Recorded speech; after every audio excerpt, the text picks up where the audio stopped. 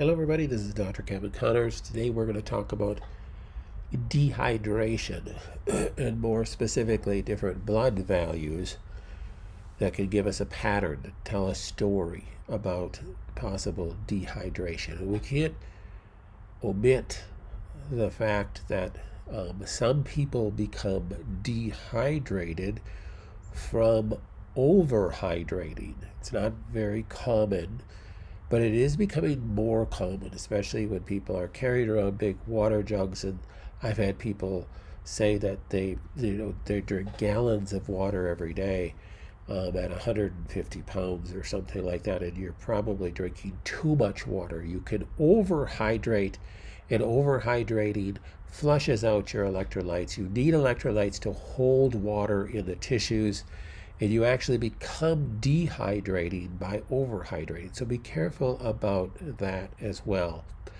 A person also can think that they're perfectly hydrated. They drink a lot of fluids every day, but they might be drinking fluids that are causing losses of minerals and causing losses of fluid. Let's say you're drinking a lot of caffeine.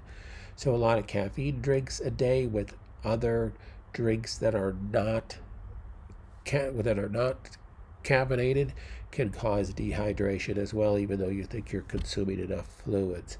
But we'll look at blood values that can cause that. But you also want to look at symptoms. So obviously this is going to be more common in the summertime when a person is sweating.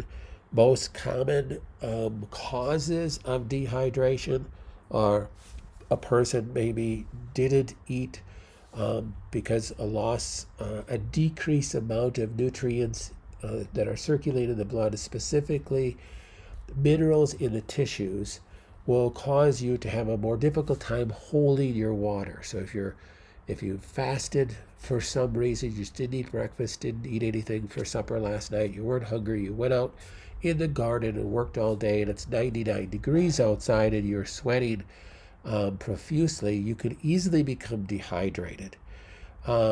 Obviously you think of, I'm thirsty, you have a dry mouth, but other things, you can become faint, you can, a person can lose consciousness. Muscle cramps are probably one of the most common scenarios with dehydration, but you'll notice signs like a darker colored urine. You can get a darker color urine from taking B vitamins, but if I didn't take any B vitamins and I have a much darker color urine, that is a concern for dehydration. So these are some things that you just want to look at. Now there are some signs in your blood work that do give us clues to dehydration as well. Now typically somebody's not going to go in for normal blood work and they're feeling well and they're going to be told, hey, you're dehydrated.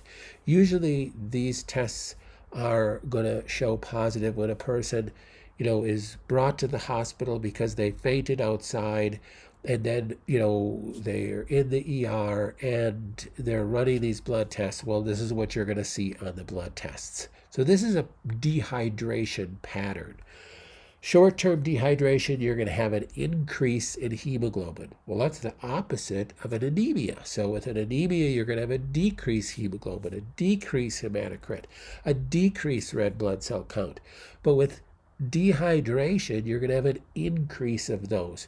And truly, it's really a relative increase because you have a decrease water in the blood. Therefore, it's going to be a concentration of hemoglobin and red blood cells showing a relative increase in hemoglobin, but that's what it's going to show in the blood test. You're going to have a relative increase in sodium and potassium as well. So, and then long-term dehydration, you're going to have an increase in albumin. Now dehydration is really one of the only things that are really going to show an increase in albumin in the blood. So when you see an increase in albumin, you know that there's dehydration going on. Now this can be a pattern with people with chronic disease as well. And you have to watch this pattern with people that have a chronic disease, let's say stage 4 cancer, and they've had a noticeable decrease in hemoglobin, a decrease in hematocrit and red blood cell. They're in a state of anemia of chronic disease, but then you see a bump up of that. So it still might be decreased on the blood work, but from the last test a month ago, that has bumped up. Well, that's a good sign, right? Well, yes, we hope so. But if you also notice an increase albumin, an increase in BUN, B-U-N, and an increase in total serum protein, you have to be concerned, is this person really, their anemia getting better, that's improving, or are we seeing dehydration patterns that are taking place? So you want to keep an eye on that as well. So again, if the person has a history of anemia, especially anemia of chronic disease, when you think of like a stage 4 cancer person, and their hemoglobin, hematocrit, and red blood cell count and other red blood cell CBC markers have been decreased, showing an anemia pattern over a period of months, and then you notice it bump up, that's not always a good thing. You have to look at other patterns in this showing dehydration, because with people in that state, it's not uncommon that they're not drinking. So they are experiencing patterns of dehydration, but it's missed because they have such serious anemia going on. So look at the pattern changes. This is another reason why it's important to do regular blood work. It's never just one test, unless it's in the acute emergency situation. It's a pattern that you want to look for. Well, what's the care for this? You need to rehydrate, obviously, unless your anemia is caused from overhydration, which is less common, but you need to make sure the person is drinking. You also need to be adding minerals, and even glucose. Sugar is important in this scenario. You need to build the blood back up. So just drinking water is typically not enough. You need to add minerals, you need to add glucose, and I suggest a good quality mineral. I see too many times people are using these liquid minerals. I'm not a fan of those, or just poor quality minerals that you might buy at your pharmacy.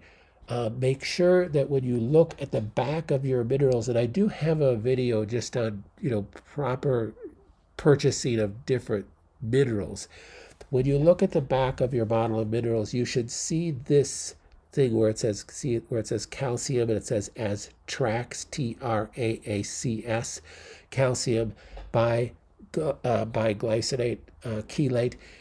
Trax is a company that makes, so Trax and Albion are the companies that make minerals that are double bonded to an amino acid, just exactly the way that you would get your minerals if you ate a plant. The minerals that you see, that we see a lot of people taking liquid minerals, those are ionic minerals. That is not how we're supposed to be consuming minerals. We're supposed to be consuming minerals by eating plants or eating grass-fed animals. Those are going to be double bonded minerals, double bonded to amino acids. That's how we're supposed to consume minerals. That's how we're going to absorb them. That's how they're going to get into the cells, not in the ionic form, which is similar to eating dirt. We're not supposed to eat dirt. God didn't make us to eat dirt. He made us to eat plants. Plants take ionic minerals, convert them into double bonded to an amino acid. This is how we should be taking our minerals. So make sure you take a good quality mineral.